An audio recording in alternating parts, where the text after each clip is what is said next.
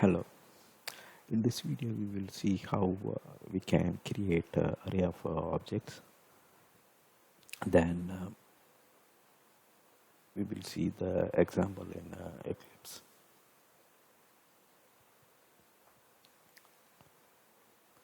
So far in this video series, we created an array with a primitive data type. We created integer arrays in the previous videos. So primitive data are integer, floats, double. So these standard data types are called primitive data type.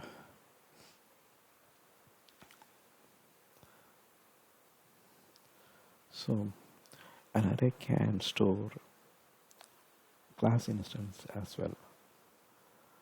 So in this example, we will create a class instance.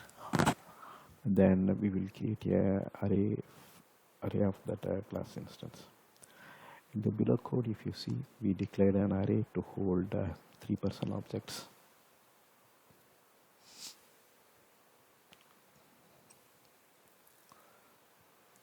So the picture beside shows how this is organized. So if it is an primitive data type, let us say an integer array. So instead of person, if it is a new int of 3, then we will be having a 3 slot, and those 3 slot get initialized with 0. If we doesn't initialize, then Java will put a default value of 0.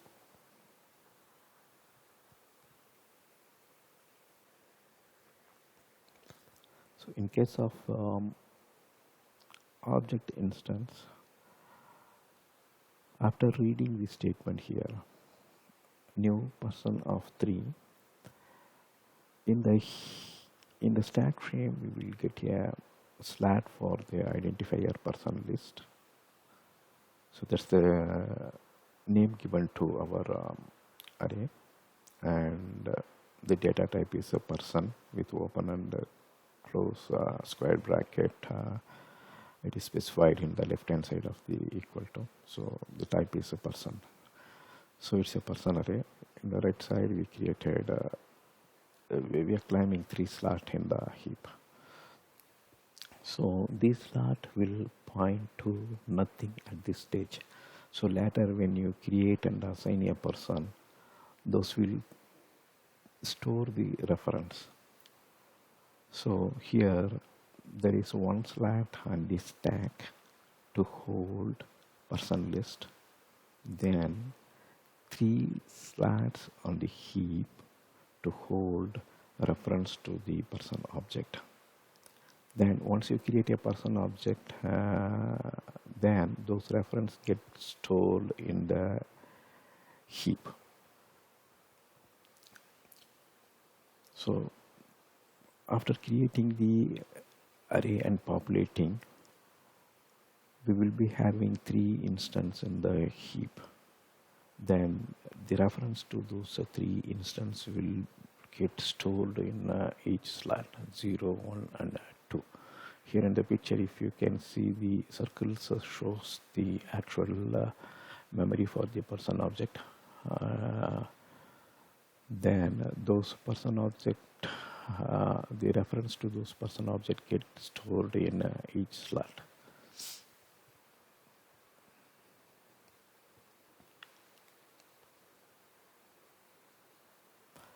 So like array of primitive type, we can get the person object through indexing operator. So what gets stored in the array matters. So if it is a primitive data type, we are storing the values directly in the array cells. But if it is an instance, then we will be storing the reference in each slot. So through those reference, you can reach the heap location of the actual person object. I mean actual Java object. Here in our case, it is person. Let us see an example.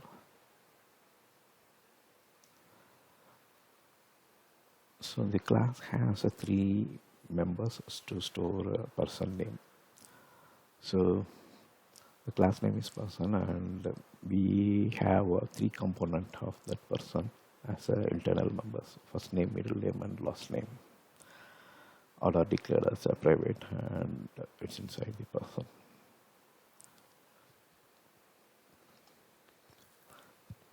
This person class is having only one constructor, and through which the internal members get initialized.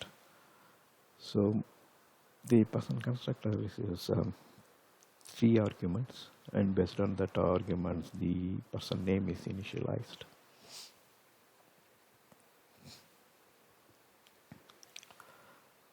So getName method will return the formatted name of the person. Here it puts a string, the person name is, then it appends the component of the person. It first prints the, appends the first name, then middle name, then last name with a blank space in between.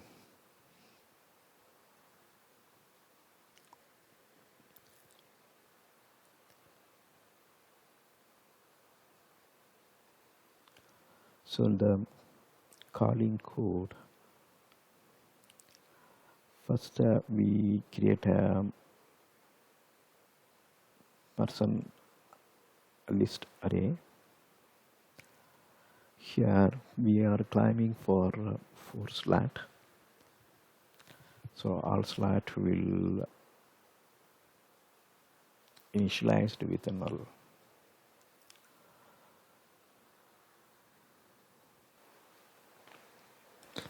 Here in code snippet 4,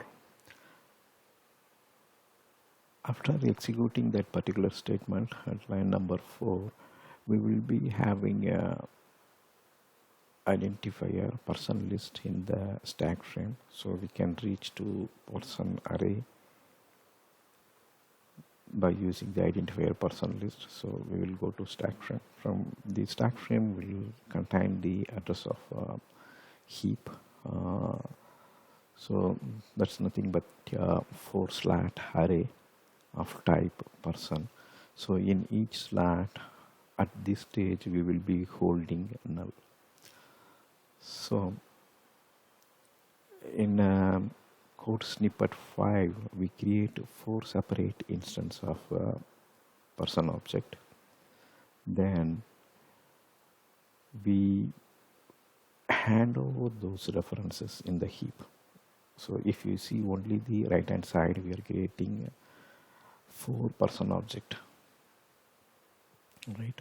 So those four person object will get created in the heap, and when the new operator returns the reference, we are storing that reference in the person list slats. There are 4 slats and we are storing the reference. So we can reach to these 4 heap locations through the person list array.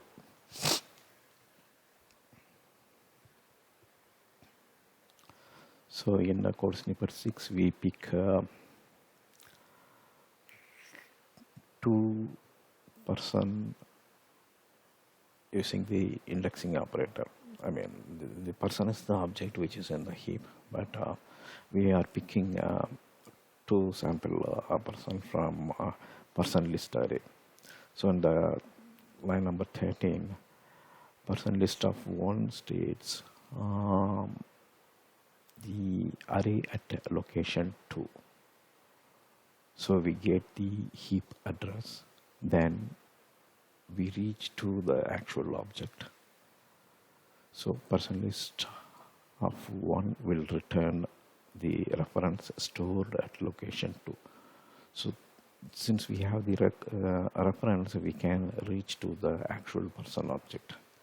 Then dot get name will make a call to its member function. So that's all. So the get name will, so since we make a call to get name, it will contact the person object in the heap and reads the internal member, then prints it.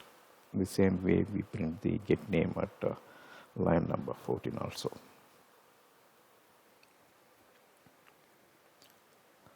Okay, let us explore this example in Eclipse.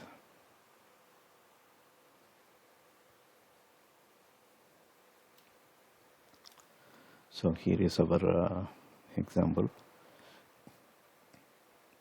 First we will create a project.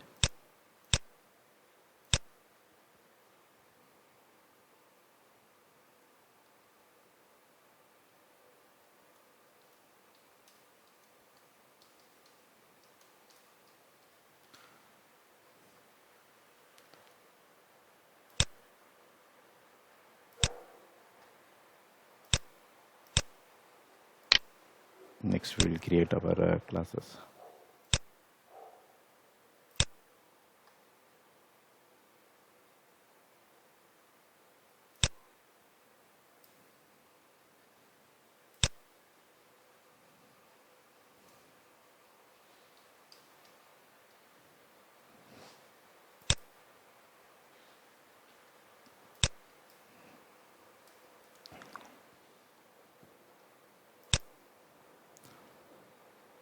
So this class we already saw in the slide. Next, this is our main. In this main class, we will create a array of a person object.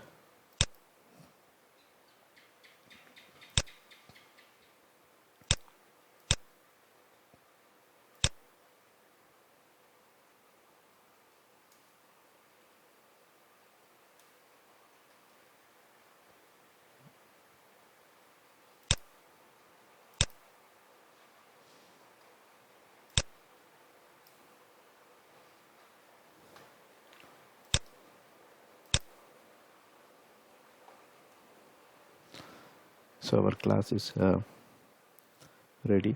We have a person class, then we have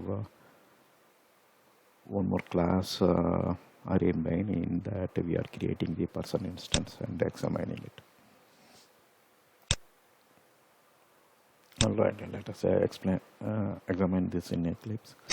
So we just kept a breakpoint and we will execute it.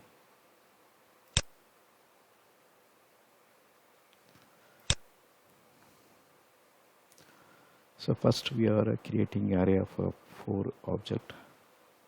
I mean, here we just declare the array, and we will have 4 slots to store the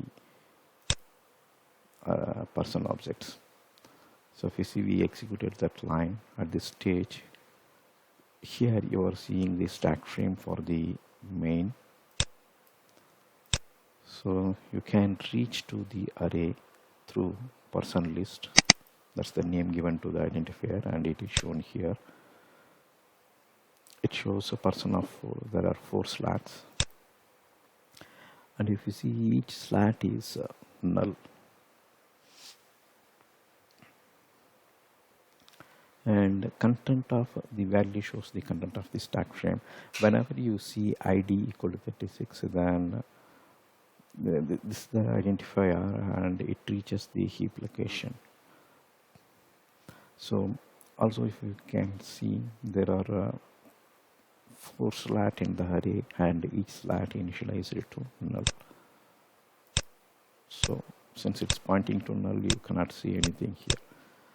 Next, what we do in sample 5, we create instance of person, then we store the reference in the slot.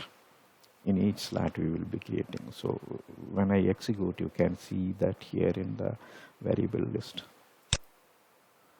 So if you see, a reference to heap is added, and if I expand it, I can reach to that location. So first name, last name, middle name, all the 3 component I can reach, because here we are calling the constructor. If you step into it, you can see that as well. First it reaches the constructor. Since we are passing 3 parameters, those get initialized.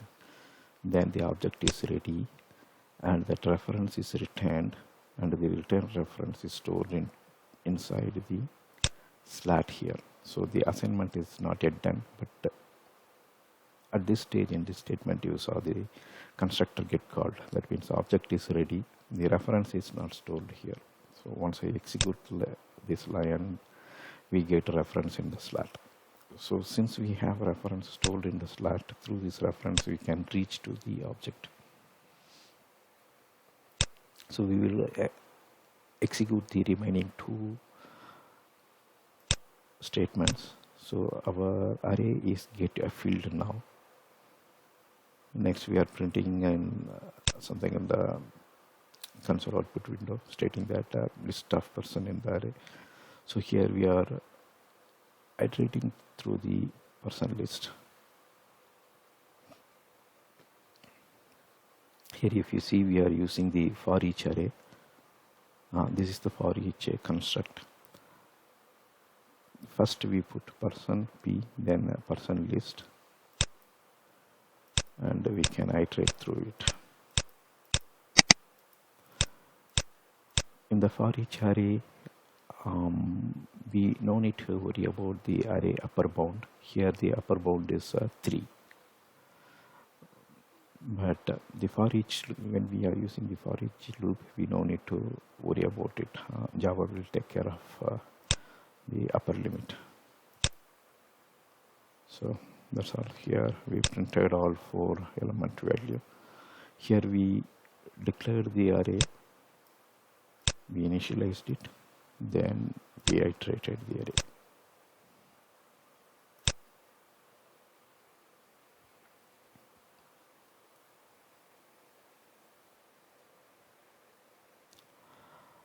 That's all in the video. Thank you for watching. Bye.